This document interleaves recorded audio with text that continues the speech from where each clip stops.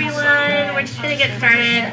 My name is Kay. I'm from Spin. I am the Safe Streets Program Coordinator. It's been a lot of conversations with DDOT and WABA. We know that in Ward 7 and 8, there's a lot of dangerous streets and intersections. 9 of 23 traffic fatalities this year, which is a huge amount. And so we want to start the conversation here.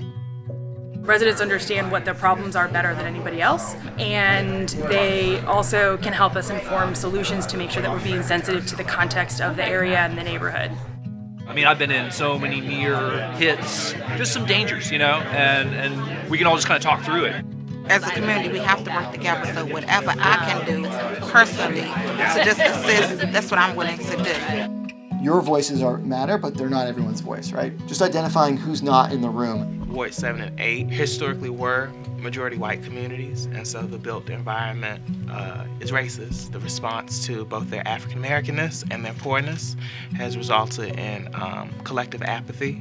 So this is where this great opportunity to collaborate as advocates, as community groups, as citizens can work hand in hand with city leaders to get projects to happen where they're needed most. And it's really your turn to come up with ideas. I'm happy to be our note taker. This is a heavy foot traffic area, especially for school kids. There's a lot of older adult transit. There's a church here. It's the Business Improvement District. There's a light right here, and then you're coming down here, and then technically you have to go around and out again.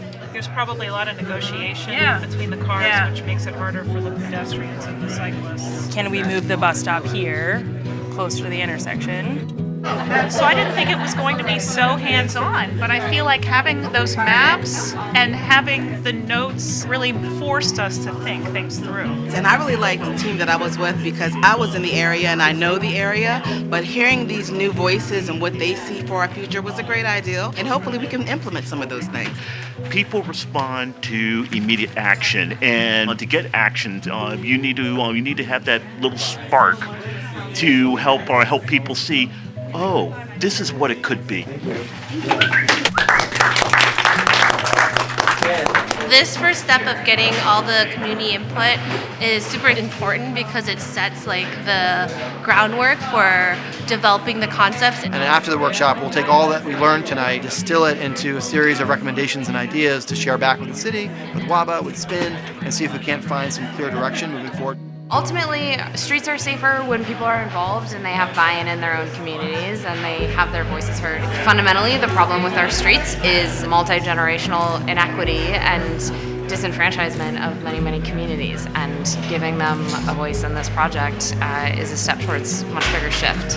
Tactical urbanism, doing something in the right of way, they can't help but stumble upon it and then give you their feedback. That's the whole premise. They are all really important stakeholders, and we won't make progress if we don't bring everyone along. Who's not in the room? Who's not in the room is really important.